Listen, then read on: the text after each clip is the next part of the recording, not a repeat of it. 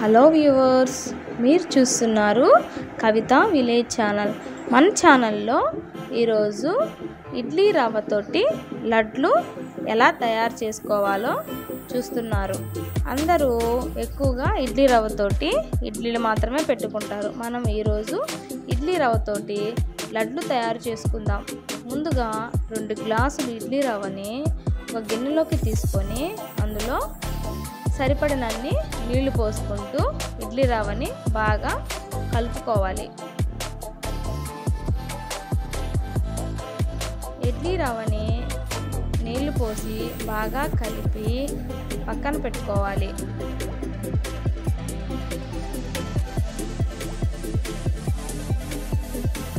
ఇలా పక్కన పెట్టుకున్న తర్వాత ఇడ్లీ పాత్ర తీసుకొని,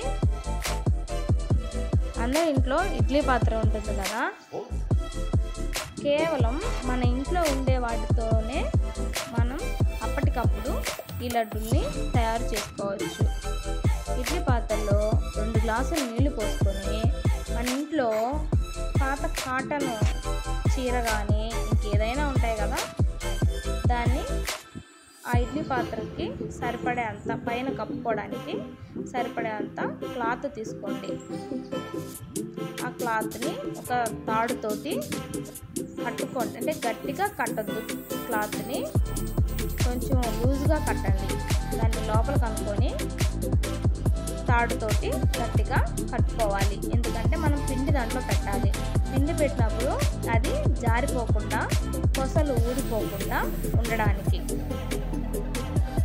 ఇలాగా మనం కలుపుకున్న ఇడ్లీ రవ్వని గుడ్డలో పెట్టుకోవాలి.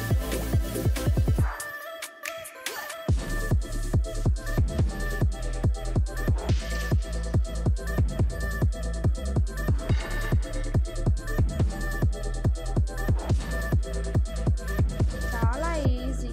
మీరు కూడా ఇంట్లో పిల్లలకి చేసి పెట్టండి. చాలా ఈజీగా ఉంటుంది.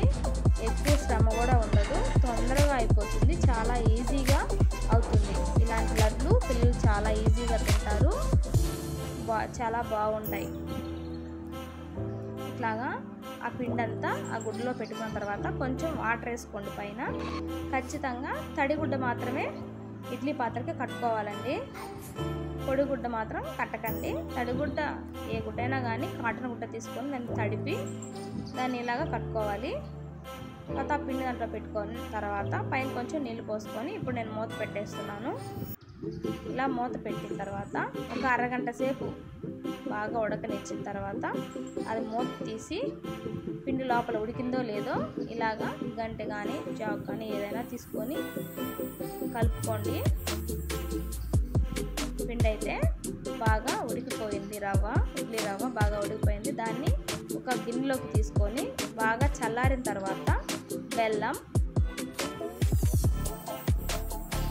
సరిపడి తీపి, ఎవరు తగ్గ తీపి వాళ్ళు తింటారు కాబట్టి సరిపడినంత బెల్లం వేసుకోండి.